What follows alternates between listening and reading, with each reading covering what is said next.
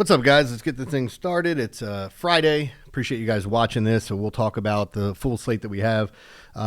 Click that like and subscribe button. That helps us out. And also click the notification button. It'll let you know anytime I post one of these.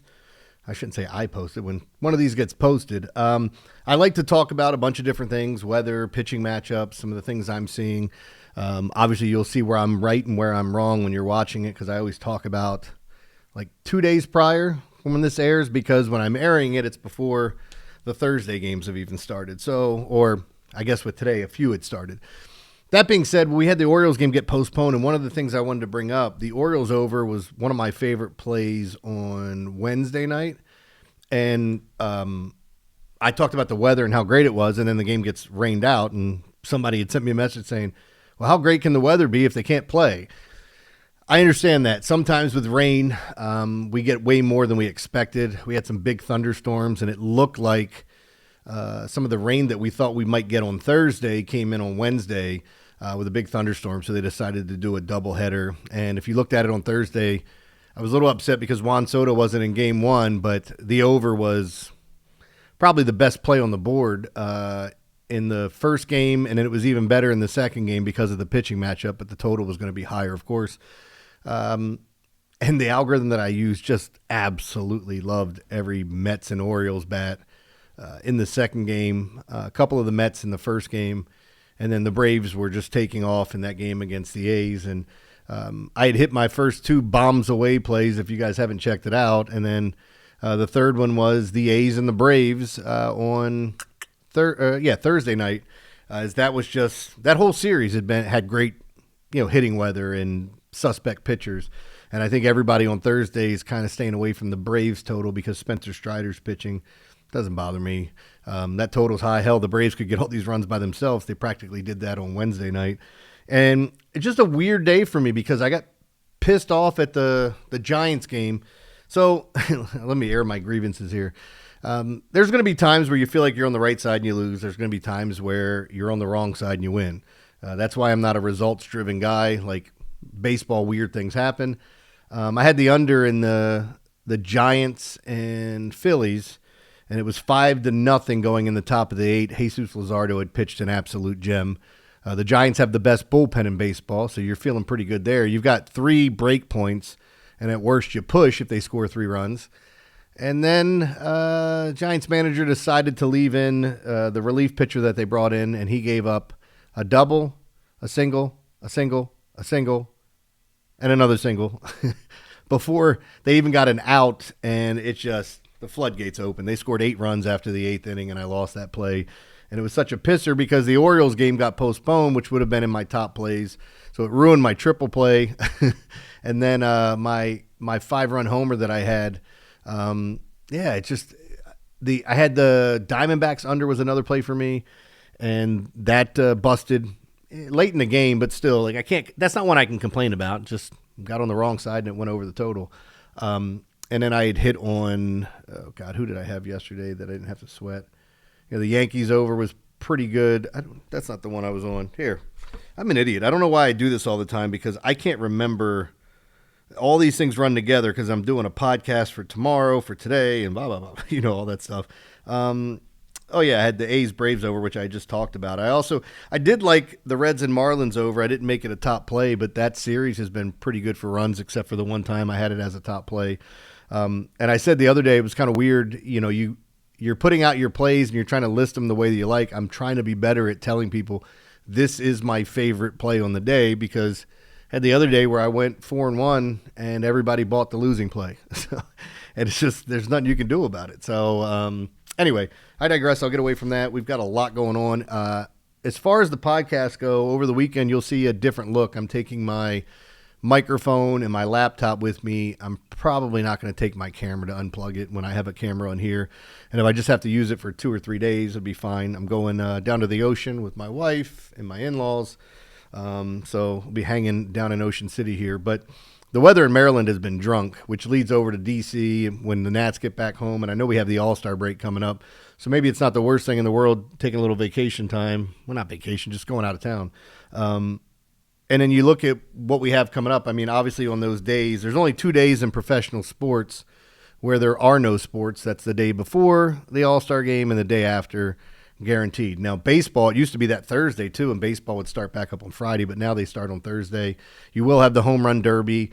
I'll throw out a pick for it, but it is a crapshoot. I don't like betting on guys when it's their first time in, but sometimes, you just got these guys that have that home run swing and they get into a rhythm and all bets are off. But we'll get into the games for today. There's a lot that I want to talk about. There's no real significant, how do I want to put it, like wind blowing out. We do have one game, I will bring it up, where the wind's blowing out at 10 miles an hour, and I'll give out a free play on that and what I'm looking at.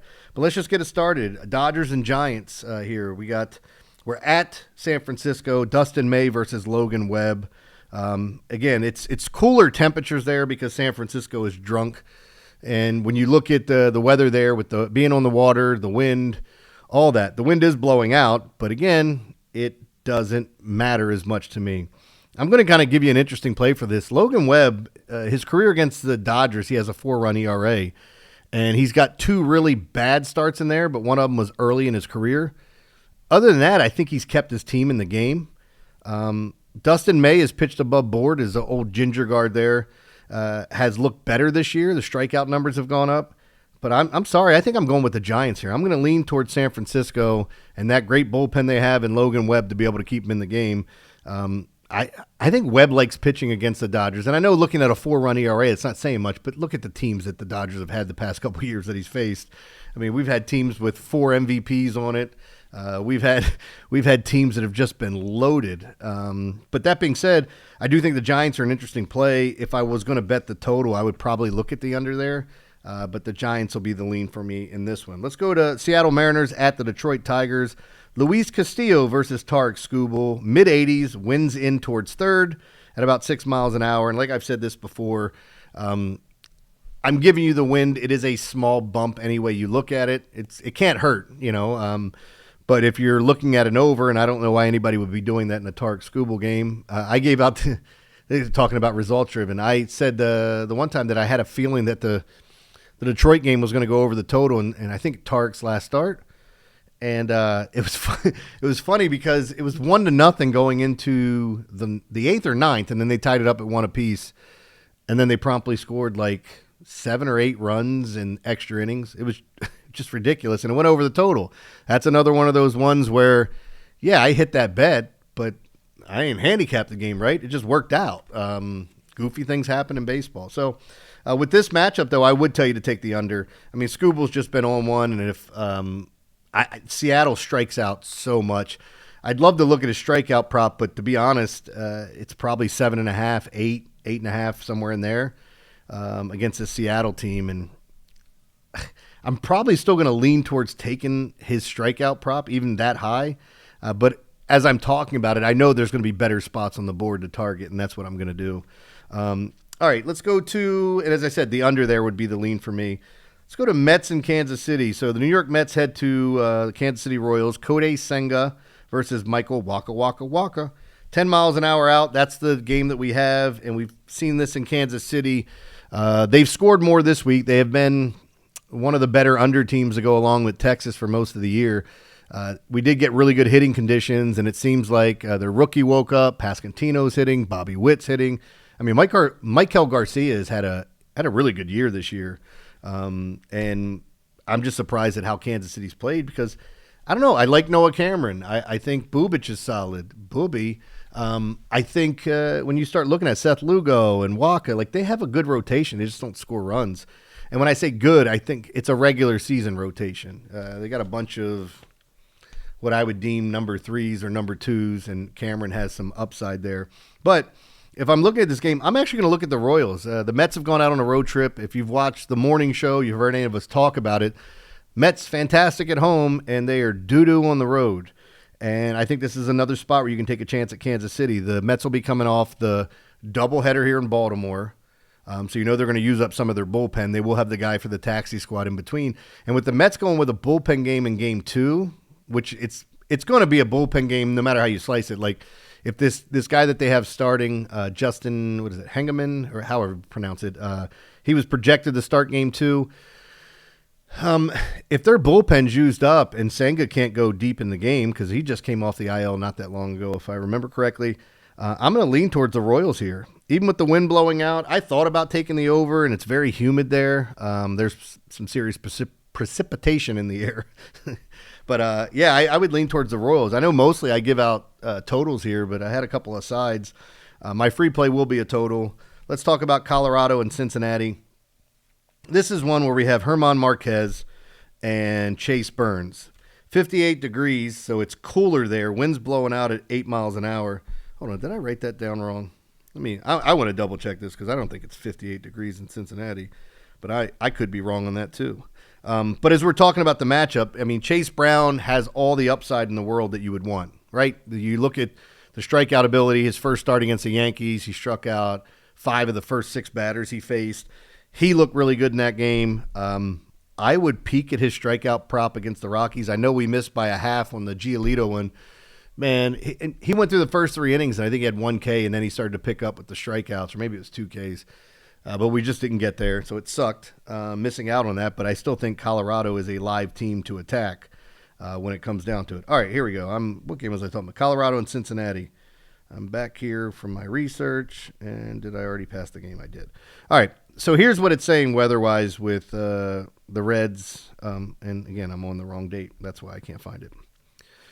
What's wrong with me? Man, sometimes I have so many things going on from prep for today, prop bets, sides, totals, and this is just baseball. And I had a WNBA game. I've been killing the WNBA. It's been really kind to me. So anyway, here we go. Cincinnati is hosting the Rockies. It's 94 degrees there. I just wrote it 58 degrees in the Dodgers-Giants game. My dumbass just wrote it down in the wrong spot. But yeah, it feels like the mid-90s. There's humidity in the air. You've heard me talk about this Reds ballpark, the Great American Small Park, that it is the perfect stadium once the humidity picks up. They built that stadium for, basically Ken Griffey Jr.'s left-handed swing, right? The most beautiful swing I think we've ever seen, at least one of them. But it's a bandbox, and when it gets hot, the ball carries. And there's a ton of power on the Reds. There's some power on the Rocky side, even though they strike out. But Chase Burns has shown that he's gotten in trouble, sometimes loses the location. So I think the over is a good play. It's going to be my free play today. I know there's some other spots that I'm going to target today. As I said before, I'll try to post. And let me get to this. So hopefully you guys are paying attention to this, and I'll bring it up more and more. I have a weather algorithm that I use.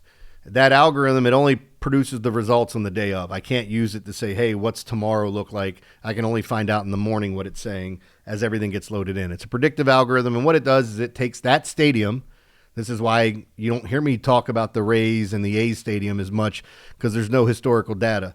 So it takes data from that stadium in similar conditions, and it tells you the percentage that runs go up, ERA goes up or down, home runs. That's why when I say good home run hitting weather, like the Orioles on, Thursday with a doubleheader, home runs in this type of condition are hit 20% more of the time. And you may say, well, that doesn't sound like a lot, but I think it's a huge bump when you're taking averages.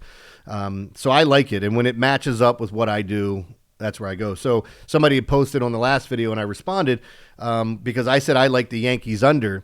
And the weather algorithm in that stadium liked the over, and it was a lean towards it. I will tell you when it's a really good spot, and you guys can do with that what you want. Sometimes the really good spots don't work out. I like to look for those particular spots and when the public's on the wrong side and then just hammer it. And as I told everybody else, if the Orioles game in Game 1 doesn't go over on Thursday, I'm hammering Game 2. The conditions are too great, and we have a crappy pitching matchup. I'm sure the total's going to be 10 or higher, but anyway, so yeah, with the Rockies and the Reds, I will have some other plays listed in the morning. Once I get on there, you guys can respond to that. If you have any immediate questions about what I like on the day of, or you can always follow me on Twitter at JConnSports or shoot me a message there. I'm pretty good at replying. And if I don't reply, just send me something saying, hey, idiot, go look at your messages. Every once in a while, some things get sent to spam. But that being said, I hope you guys win some money. You know, it's been an interesting week for me because I've had it's been like a roller coaster ride. Had a bad downswing on Wednesday. Tuesday was really good. Monday, and then over the weekend I had a great Saturday and a terrible Sunday. So trying to piece this back together and get back on that hot streak that I had going. And baseball will do this to you sometimes. But again, WNBA's been good, and right around the corner we got some football, basketball. I can't wait, man. It's exciting. So let me get out of here. I'll stop talking your ear off, and I'll have another video posted for you guys tomorrow or the day after that. We'll keep doing it.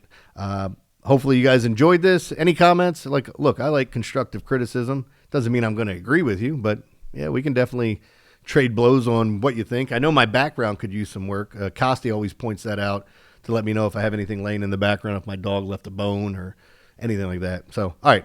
Again, let me step out of here. We will be back tomorrow with another podcast. Appreciate you guys.